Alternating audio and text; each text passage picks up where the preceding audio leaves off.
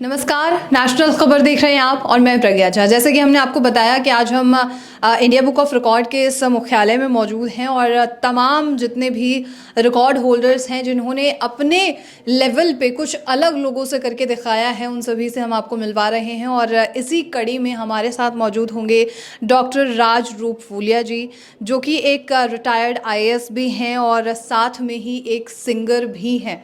Sir welcome first of all. Thank you so much. और sir, जैसे सबसे पहला सवाल तो मेरे मन में यही उठता है कि इतना बड़ा संवैधानिक पद आईएएस होना और उसके बाद रिटायरमेंट के बाद एक संगीतकार बनना, ये मोटिवेशन कहाँ से आया, कहाँ से इंस्पिरेशन आया आपको? ये वैसे मेरे बचपन का कुछ है, जीन्स का वो है। अच्छा। मुझे गाने सुनने का शौक़ रहा है, जी। लेकिन बाद में पढ़ाई और फिर आईएएस में आने के बाद, जैसे आप सही कह रहे हो कि वहाँ ये चीज़ों का शौक़ कर पाना मुश्किल हो जाता है थोड़ा सा अगर उसमें। तो इसके बाद फिर जैसे ही रिटायरमेंट हुआ और कोविड टाइम आया, तो उस समय मैंने 2018 में ये अपने इस पैशन को, इस हॉबी को दोबारा रिवाइव किया। जैसे 1 लाख से अधिक गाने अभी तक आप के द्वारा गाए गए हैं और 52 अलग अलग लैंग्वेजेस में। ये लैंग्वेजेस कैसे आप संभव हो पाया, कैसे आप सीख रहे थे? नहीं, लैंग्वेजेस सीखा नहीं मैंने। अच्छा। क्योंकि गाने में एक ये चीज़ है कि गाने की लैंग्वेज जो है वो म्यूज़िक होता है। तो आप जैसे हिंदी गाने गाते हैं, तो अगर आप थोड़ा सा करें तो आप पंजाबी गाने भी गा सकते हैं, बंगला गाने भी गा सकते हैं। तो गाने को तो फॉलो करना होता है। और मैंने एक चीज़ का अनुभव किया ये गाते हुए कि लैंग्वेजेस को सीखना गाने के थ्रू बहुत आसान है।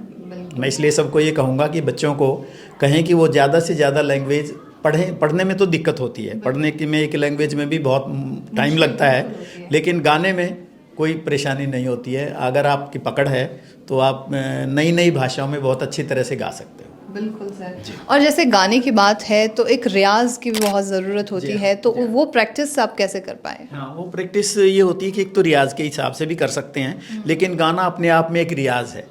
बहुत बार लोग, जैसे हमने रियाज करके गाना नहीं सीखा, लेकिन जिसको संगीत होता है वो सुनना पसंद करता है, उसकी लय, सुर और उन चीज़ों को, और फिर उसको फॉलो करके उसको गाने भी लगते हैं। हर एक आदमी ऐसे करते हैं। तो जब आप गाते हैं तो ऑटोमेटिकली आपको जो रियाज करने की, जो सुरों को सीखने की, सारे गामा सीखने की बात होती है, वो अपने आप में आने लगती है। ये चीज़ होती है इससे। और कोई ऐसा खास चैलेंज आपने फेस किया हो, कोई कठिनाई जो गाना सुनने में तो नहीं आती है पर गाने में ज़रूर आती है? गाने में कठिनाई तो यही होती है कि गानों के जो सुर हैं, चीज़ें हैं, उनकी सुरताल के साथ चलना, म्यूजिक के साथ गाना, उतार चढ़ाव जो म्यूजिक के गाने के होते हैं, उनको सीखने की बात होती है। और वो करने से, अभ्यास से आने लगती हैं चीज़ें जो है। और सर, जैसे कि आप इतने बड़े लेवल पे रह भी चुके हैं और आजकल का जो यूथ है उसके लिए आप कोई मैसेज देना चाहें तो? मैं यही कहना चाहूँगा कि जो आपकी हॉबीज़ हों उनको सीखिए, करिए, और ज़्यादा से ज़्यादा इन चीज़ों को। और ये एक ऐसी हॉबी है, जैसे खासकर म्यूज़िक, गाना, एडवेंचर, मुझे एडवेंचर का शौक़ है। और ये इस तरह की चीज़ें हैं कि जो आपको तरोताज़ा करती हैं, जो आपको एनर्जाइज करती हैं और आपको एक तरह से जवान रखती हैं, दिमागी रूप से भी और शारीरिक रूप से भी।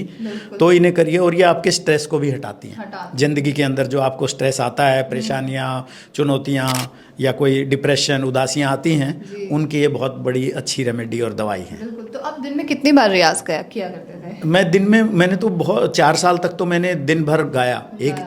हर दिन का मेरी एवरेज जो गाने की है वो 70 सॉन्ग्स के करीब है, एवरी डे विदाउट ब्रेक, 4 साल।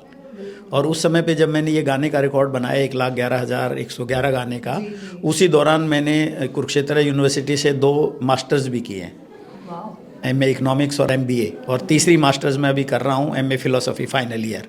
तो मेरी 5वीं मास्टर्स है ये, लेकिन मैंने इसको गाने के साथ साथ किया है। कैसे मेंटेन हो पाया है सारी चीज़ें? होता है, जैसे आप गाते हैं तो साथ साथ में उसका जो है वो तालमेल बनता चला जाता है। गाते रहिए, बीच में जैसे थके तो गाना शुरू कर दीजिए। गाने से जो रिफ़्रेशमेंट मिले, उसके बाद दिमाग थोड़ा सा फ्रेश हुआ तो आप अपना काम वाली पढ़ाई कर लीजिए और चीज़ करिए। तो इस तरह से काम चलता है उसका। अच्छा सर, कुछ सवाल मेरे और भी हैं कि जैसे आपने ये रिकॉर्ड बनाया है और इसके अलावा भी कुछ आपने रिकॉर्ड्स कायम किए होंगे? हाँ, उसके अलावा भी मैंने, जैसे सिंगिंग में मेरे 5 रिकॉर्ड हैं, ये 5वां रिकॉर्ड था।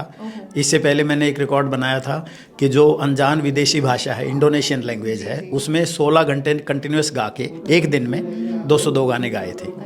एक ही भाषा में, जिस भाषा को मैं जानता नहीं हूँ, वो रिकॉर्ड भी था। इस तरह 4 और रिकॉर्ड मेरे नाम से हैं सिंगिंग के पहले ही। और इसके अलावा जैसे आपने कहा तो एक रिकॉर्ड मेरे नाम 2004 से है इंडिया बुक ऑफ रिकॉर्ड में ही, कि मैंने 54 दिन तक और अकेले अपनी गाड़ी चला के सेल्फ ड्राइव करके पूरे भारत के उत्तर दक्षिण पूर्व पश्चिम में यात्रा की 18,666 किलोमीटर की। और इसके अलावा 5-6 और लंबी यात्राएं सोलो मैंने की हैं, तो टोटल 50,000 किलोमीटर से ज़्यादा मेरी सोलो यात्राएं हैं भारत में मैंने मतलब आपने एक IAS का फर्ज भी निभाया, देश को भी सर्व किया, उसके बाद आप सिंगिंग में आए। कुछ शब्द आपके में कुछ जो एक बोल होगी सुन जी मैं कहूँगा।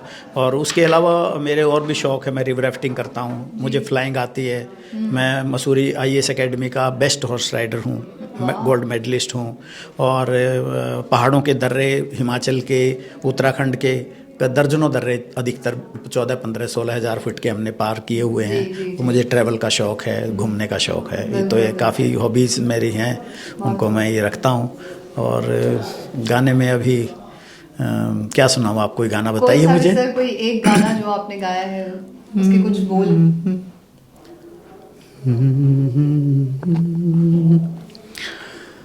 जिंदगी भर नहीं भूलेगी ये बरसात की रात, एक अनजान हसीना से मुलाकात की रात, जिंदगी भर नहीं भूलेगी। बहुत हाय ये रेशमी जुल्फों से बरसता पानी, फूल से गालों पे रुकने को तरसता पानी, दिल में तूफान जगाते हुए,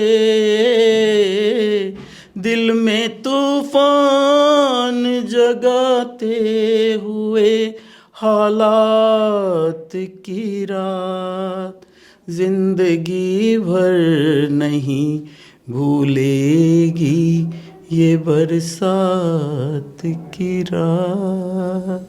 बहुत खूबसूरत sir. Thank you so much sir हमारे साथ जुड़ने के लिए। Thank you.